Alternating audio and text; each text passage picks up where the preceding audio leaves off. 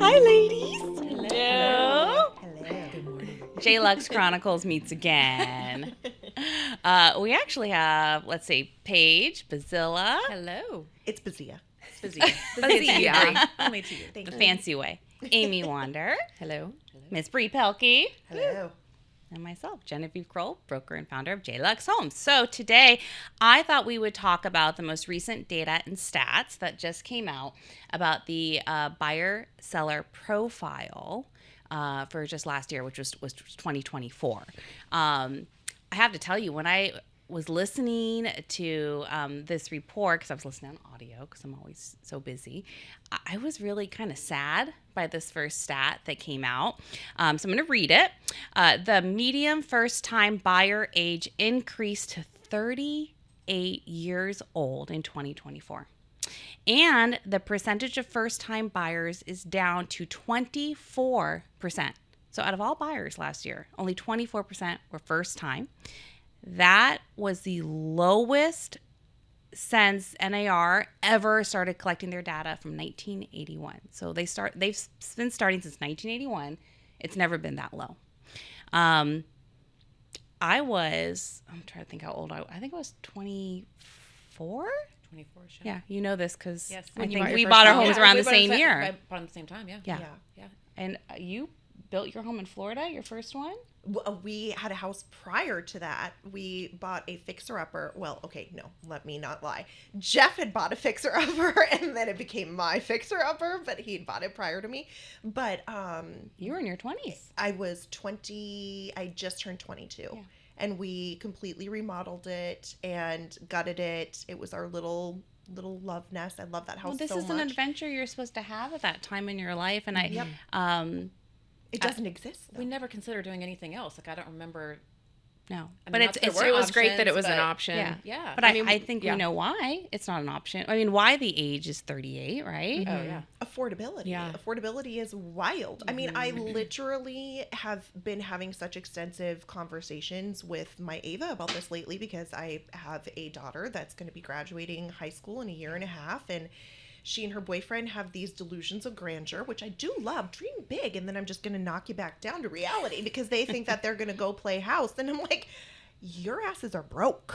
You've got nothing.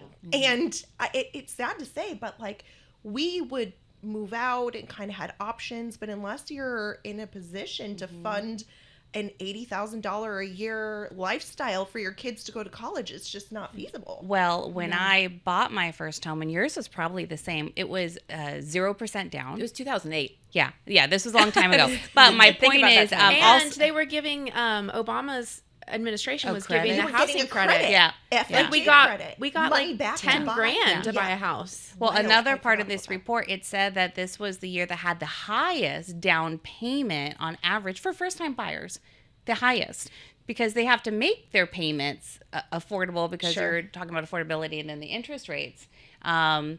Actually, do you want to tell that story at that listing appointment we went to on Monday where they're kids, right? Right. Well, they're newly married and they're in an apartment right now, and that's their next step is they want to buy a home, and they're kind of.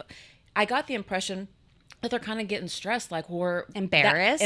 and that's what we need to be doing. And they have another young married couple for children, and we said, well, did you know that the average rate right now is 38 years old for first time home buyers? And he was like, call up, let him know that you're. He's like, I'm not failing. Yeah, they're not failing, and the kids, the kids aren't either. They're it's normal, and that's what I was saying. I was thinking, Bree, is even as parents now, you used to, when your children were getting older, it's like, oh, how can I help pay for a wedding? How can I help this? Well, now it's like, well, maybe how can I help put down for a down payment on a Yes. home, because otherwise they're gonna be living with me. Yeah.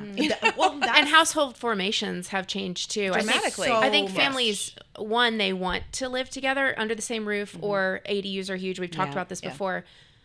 But also, they have to.